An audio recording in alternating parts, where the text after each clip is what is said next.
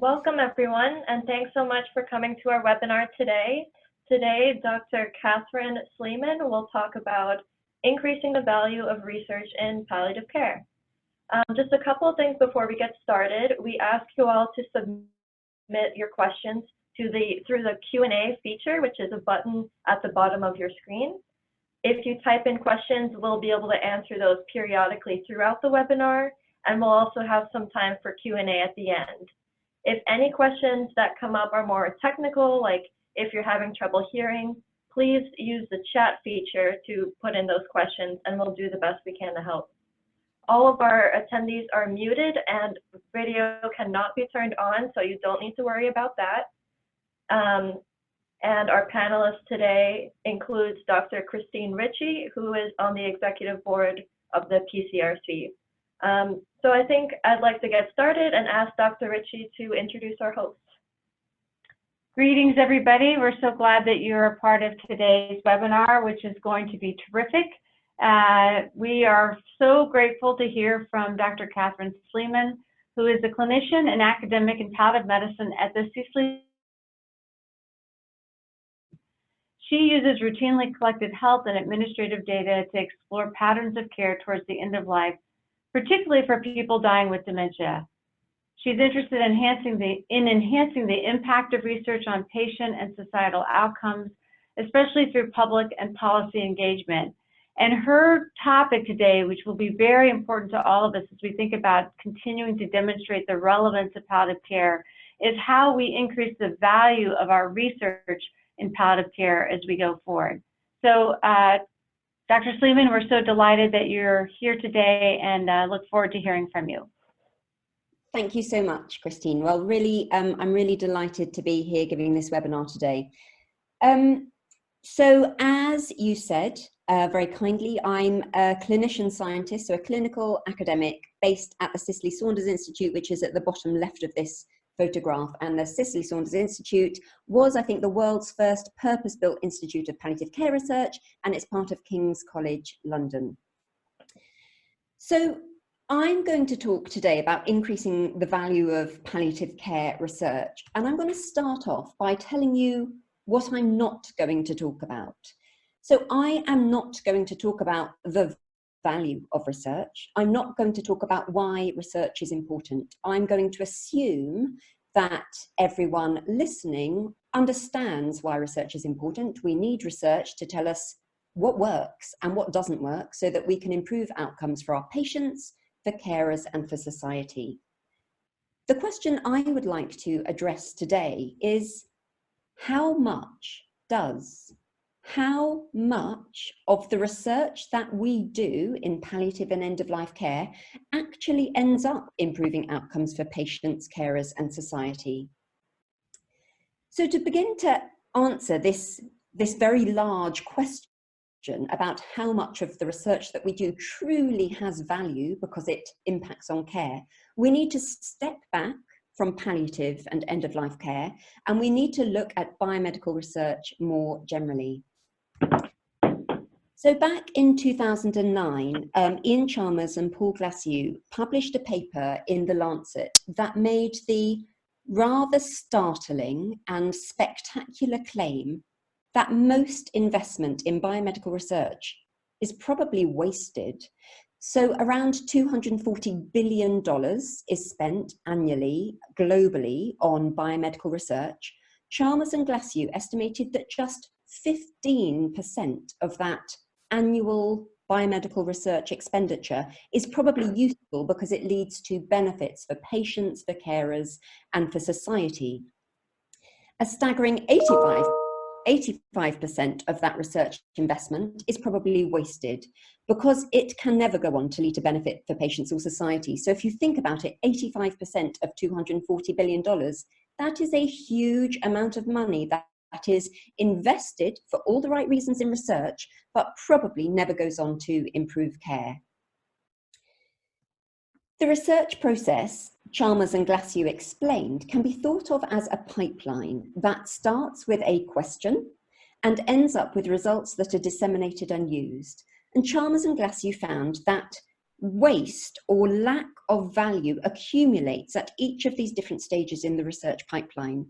So because the wrong question is asked, because the wrong method is used, because of overly burdensome bureaucracy, because results aren't published, or they are published in a way that is simply unusable in practice. Now, this paper, published a decade ago, in fact, in The Lancet, is quite famous. It's been cited more than 1,000 times. And what I think most people fix on about this paper is the bottom line, the 85% figure. Actually, I think that number, 85%, is probably the least important thing about this paper. What I think is the real value of this model is the implication that because waste is cumulative, because it accumulates at each of these steps in the research pipeline, then the reverse must also be true.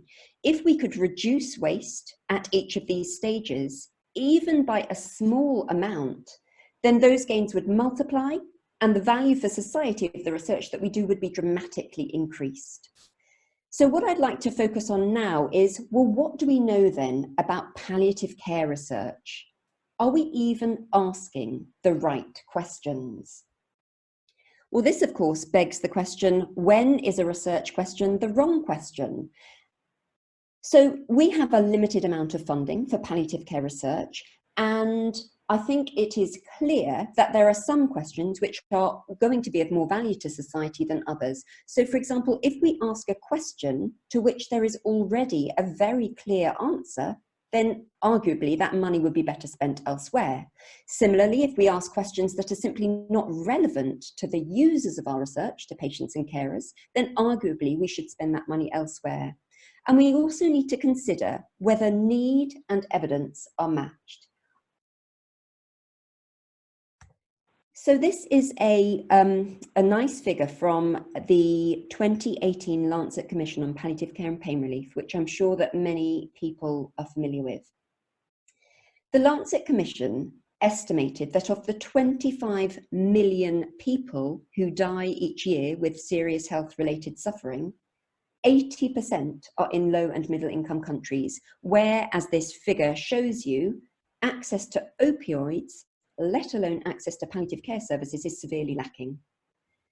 So if 80% of global palliative care needs are in low and middle income countries, how much of our research that we do globally in the palliative care community directly addresses the needs of people dying in these countries? Well, we think the answer could be as low as 4%. So this is a bibliometric study. We're just writing it up for publication at the moment. So in this study, we identified all papers published in the palliative care field over the past 20 years, so from 1999 to 2018.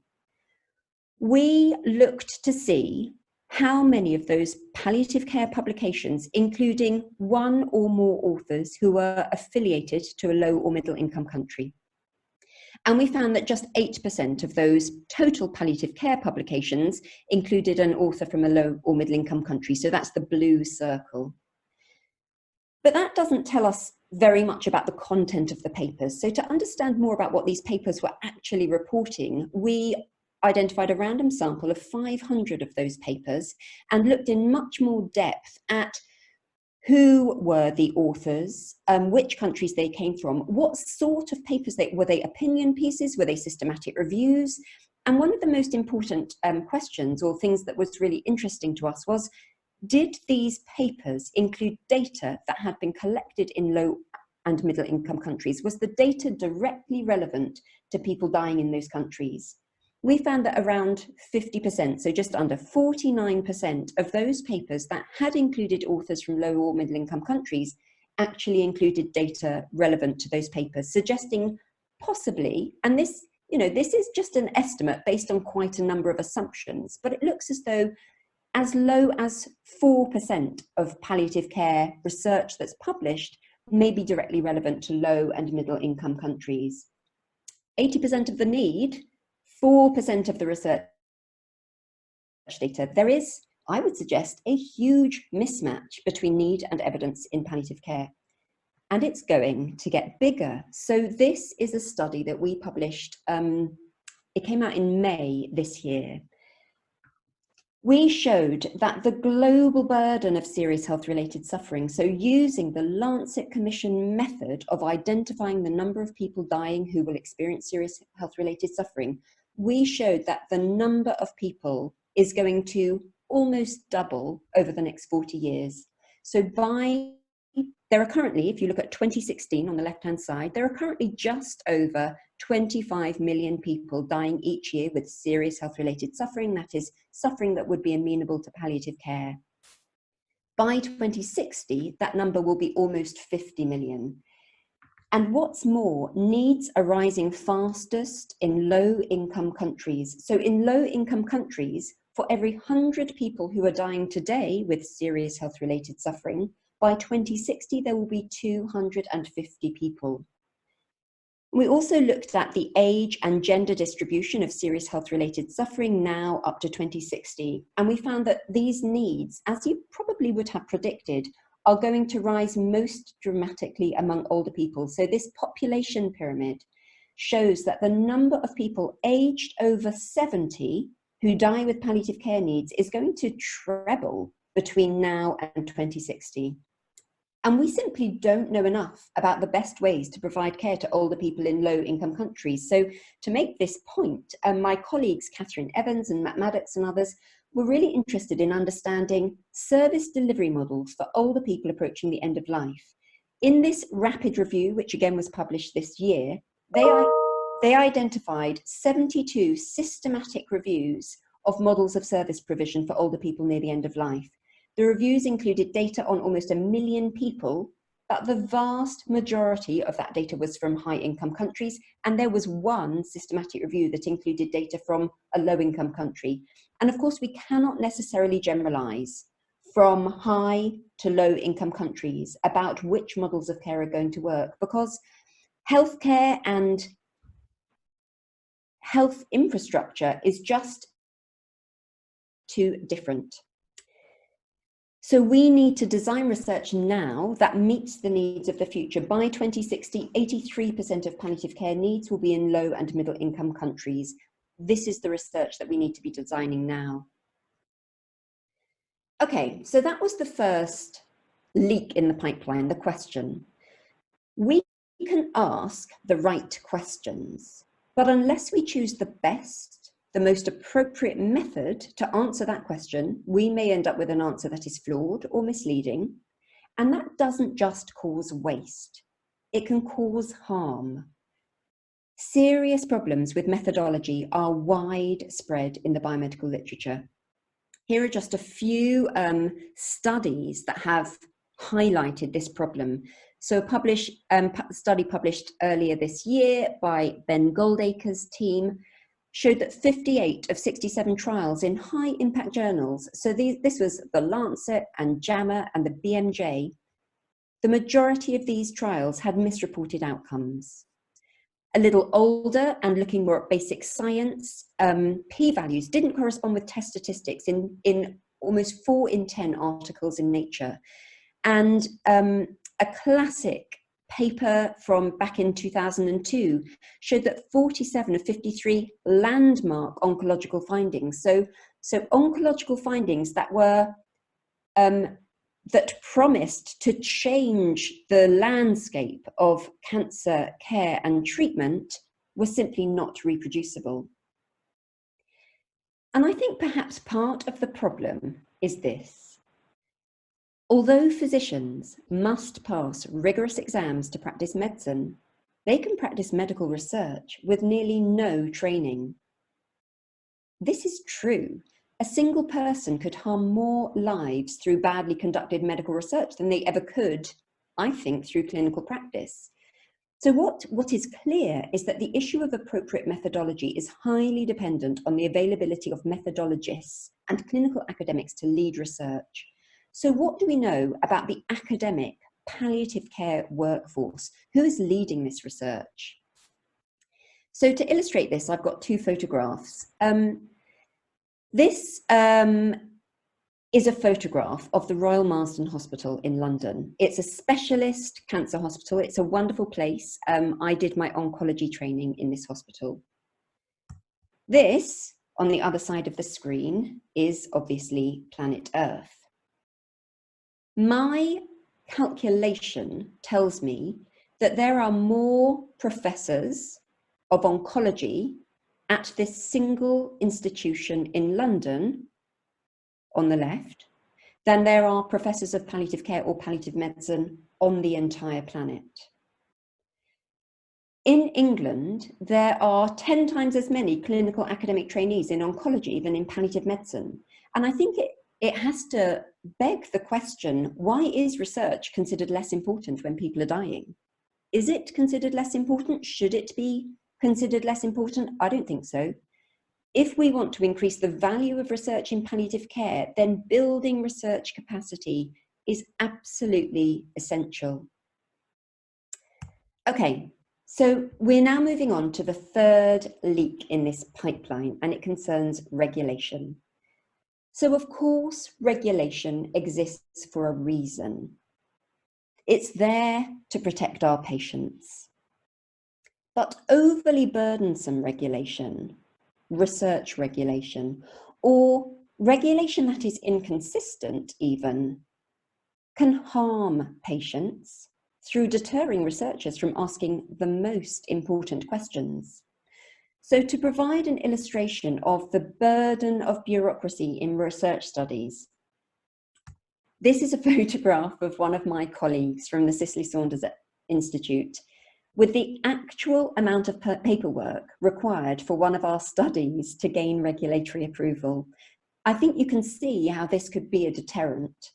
And of course, there is a paradox here, because the clinician who is convinced a certain treatment works will almost never find an ethicist in his path, whereas his colleague who wonders and doubts and wants to learn will stumble over piles of them. Regulation is necessary, of course it is, it's essential, but the burden and complexity of regulation can be out of proportion to the risks of research, and there is then a danger that the most important studies, the most vulnerable populations, the most innovative methods are then seen as too high risk to be worth trying. There has to be a balance between safety and bureaucracy. And I think palliative care is almost a kind of special case, because in palliative care, where patients are by definition vulnerable, I think our academic specialty has long been blighted by a kind of perception that it is somehow unethical to involve our patients in research. Whereas, of course, the truth is that it is unethical not to offer our patients the opportunity. Okay, so the next leak in the pipeline concerns reporting and incomplete publication.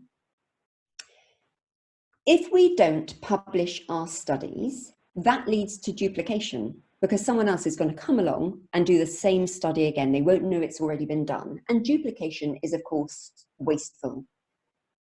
But incomplete reporting of our research also leads to bias, and that leads to harm.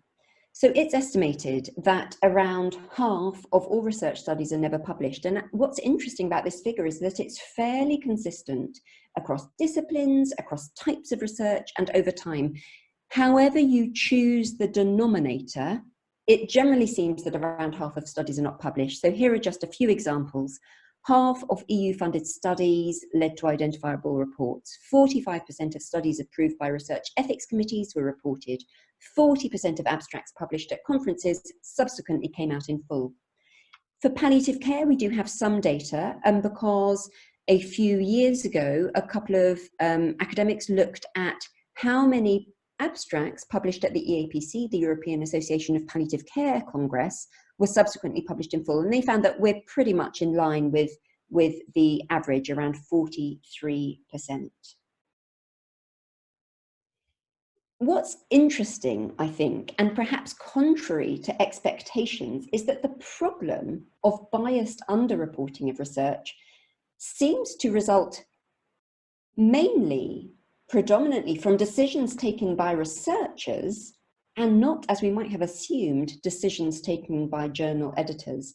So this meta-analysis shows that, for example, abstracts describing positive results were more likely to be published in full than those describing null results, whereas positive and null results were equally likely to be accepted by journals. Well, of course, this is really good news because it means that we, as researchers, are the ones with the power to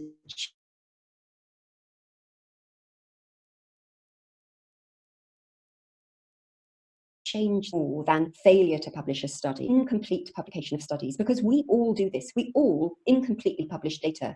During the research process, huge volumes of data are generated, hours of audio recordings, pages of transcription, thousands and thousands of cells and spreadsheets. And during the reporting process, these data are whittled down to just a few pages that appear in a journal. So for our global projections study, the one I showed you later that showed that palliative care needs are going to double, we calculated, literally by counting cells in spreadsheets, that just 5% of the data we analysed made it into that final publication, and I include in that into the supplementary data. That means potentially 95% of our data will simply be wasted. It'll never be used, it will sit in a drawer, and it will never be useful to patients. And I think the trouble is, or perhaps part of the trouble, is that as researchers, we're not really incentivized to publish our data in full. In fact, we are rewarded for publishing the headlines, the most appealing, eye-catching results, the ones that will make it into the Lancet Global Health, and then moving on to the next study and the next grant. And these perverse incentives don't benefit patients. So a relatively easy way of reducing this waste is through open data publication, making the full data for research studies freely available in online data repositories. So for our global projection study, this is what we've done. The full data set, the 100%, is freely available online for anyone who wants to access it. I'm actually fairly confident that within a few years, all funders are going to mandate open data publication.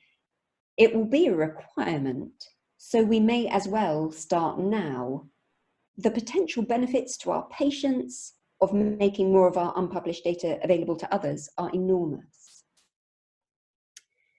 Okay, so we're now moving on to the fifth and final leak in this pipeline, and what may also be the biggest leak: the usability of research, or in other words, the dissemination void, the process whereby we take our data from publication and get it into practice, where the research can actually improve patient and societal outcomes.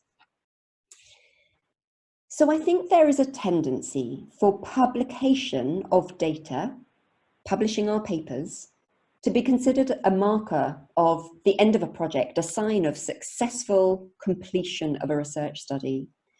And I think we need to change that perception. We probably need to start to think about publication as nothing more than a specialized and really quite expensive form of archiving. It's our responsibility to ensure that our data are not only archived in a specialist journal, but that they are read, interpreted, and used. So we were interested in understanding how policymakers use evidence to improve end-of-life care. So in England, responsibility for health lies with 150 local areas called health and wellbeing boards. So in this study, which came out last year, we systematically identified the health strategies for each of these 150 local areas, and we searched through them to identify their plans and priorities around end-of-life care. So as you can see from this map of England, we found that around half of these areas, health and wellbeing boards, here in red, they said nothing about palliative or end-of-life care. It was simply not part of their strategies. End-of-life care wasn't mentioned. At the other end of the spectrum, here picked out in green, around 4%, I think it was 6 out of 150, had end-of-life care as a key priority area, and the rest here in yellow was somewhere in between. What we then did was a deep dive into the text. We did a qualitative analysis of what these documents were actually saying about palliative and end-of-life care. And in particular, we were interested in how evidence was being used.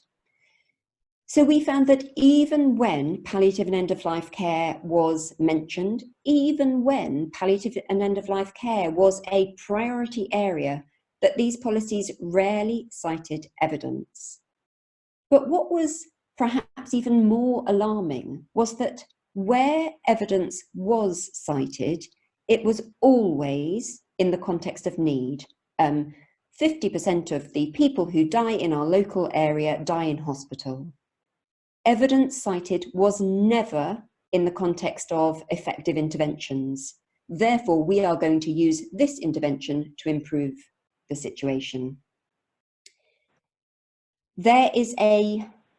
I think that there is a big gap between evidence and policy in end-of-life care.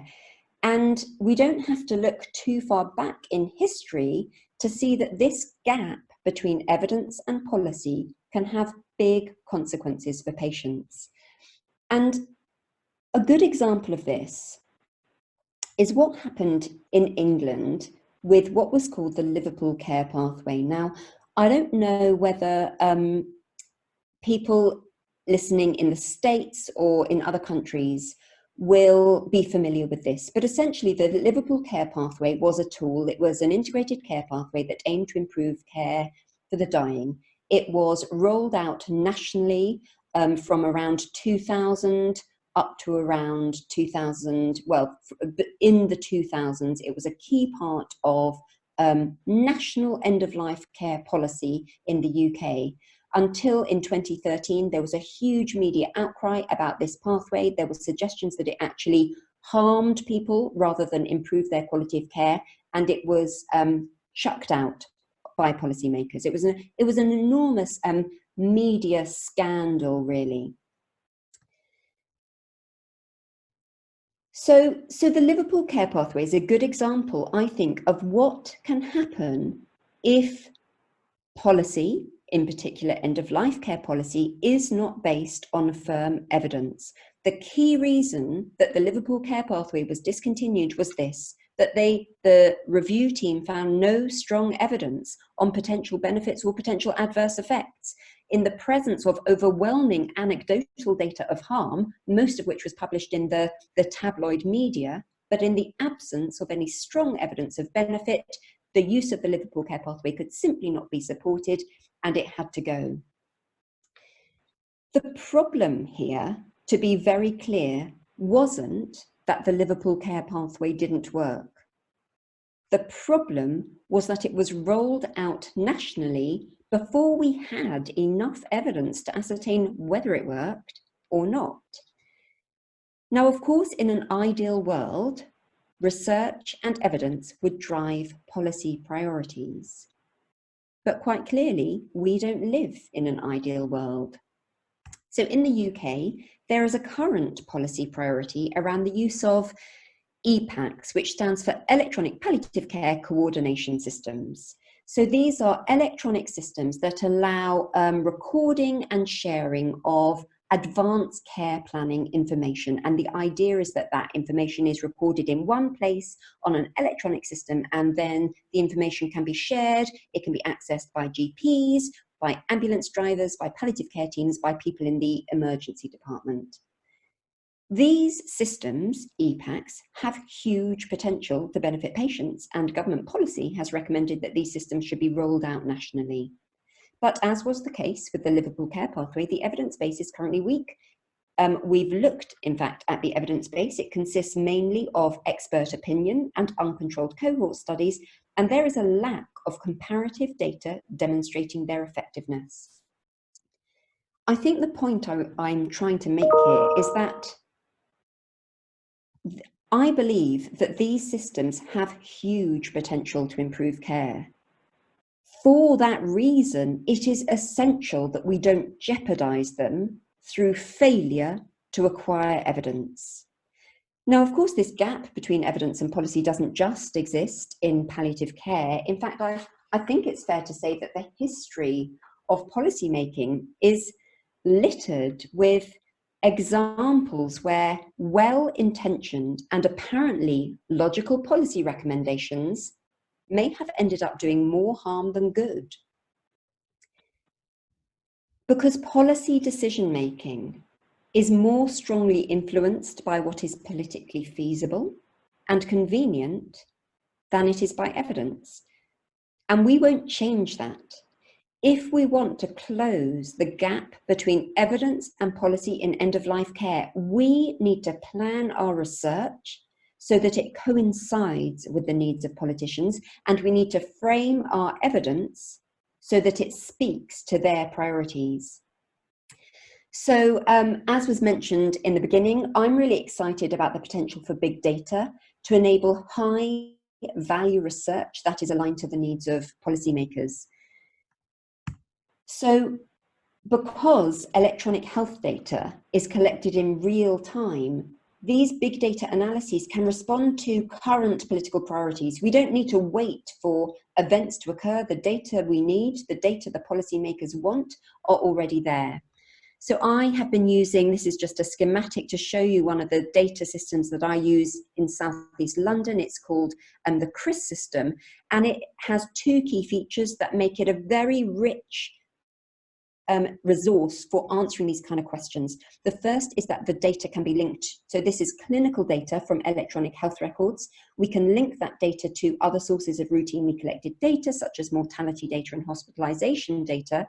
And we can also extract from the electronic health record not only information that's coded, but information in the free text clinical notes. So generating data resources that are not only big because they contain a large N, but they're also deep because they contain a wealth of clinical information.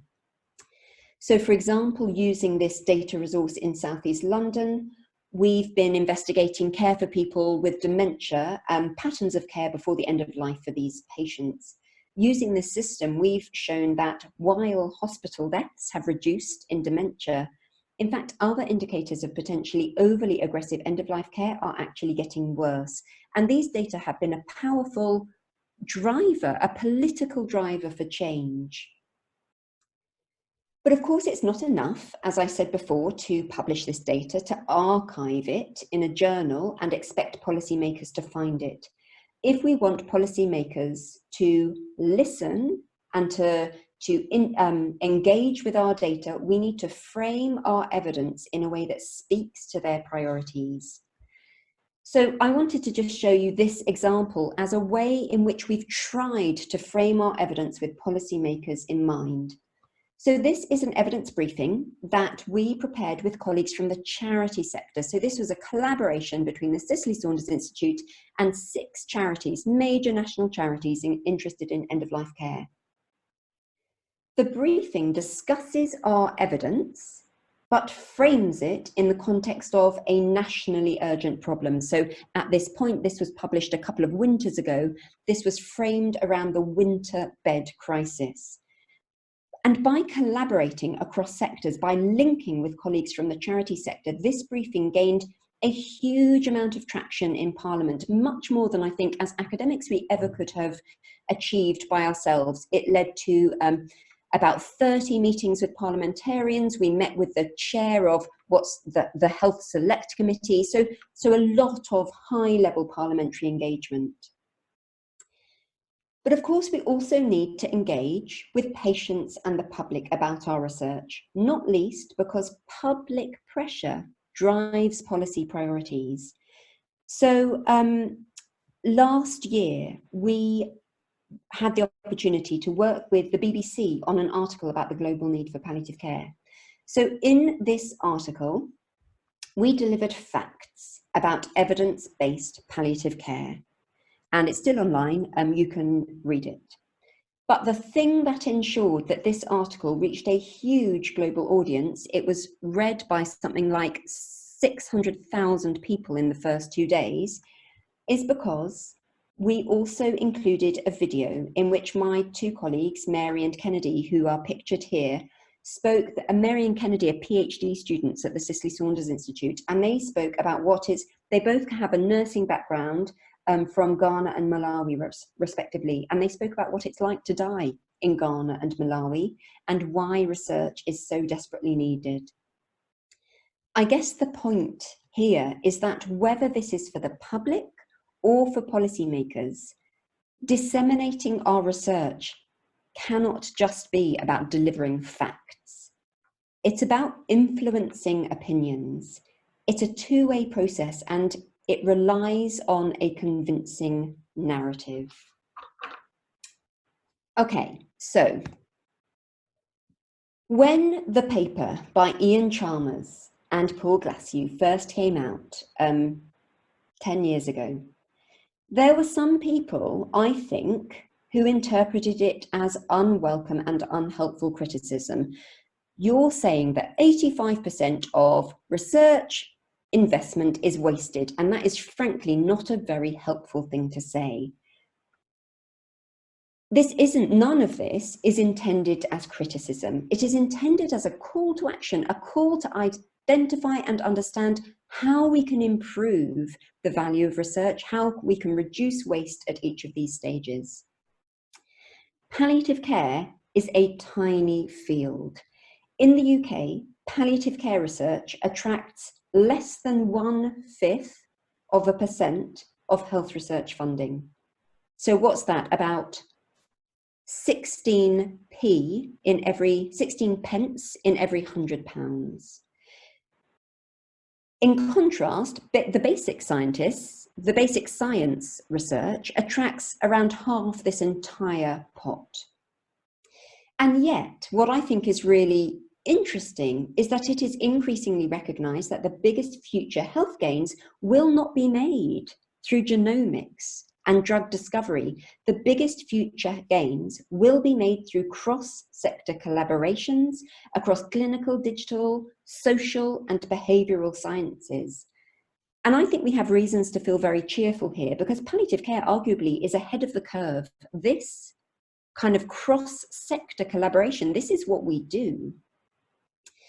We have made, I think, great gains with our 0.5% or our 0.5% of research funding, but greater gains are possible if we understand and address inefficiencies in the research that we do.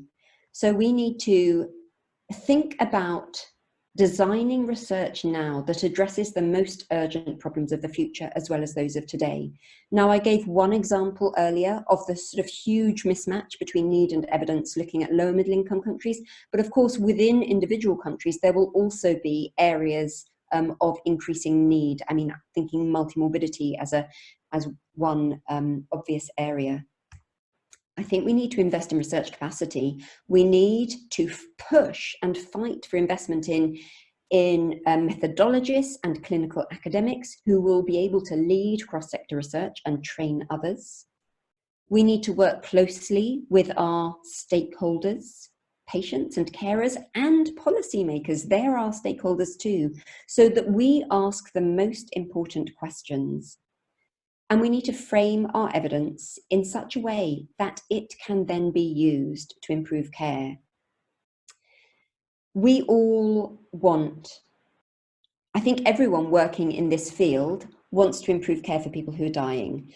And I think palliative care is in a really unique position to lead robust research aligned to the needs of society and designed for impact. The potential health benefits, social benefits, economic benefits of our research are enormous. That data is increasingly coming through. But of course, we have a duty to society to maximise the value of the research that we do. And I think in light of the escalating number of world citizens dying every year with palliative care needs, it's something we can't afford not to do. So that's thank you to my colleagues and collaborators, and I will be very happy to try and answer questions through the Zoom portal. Thank you very much. Thank you, Dr.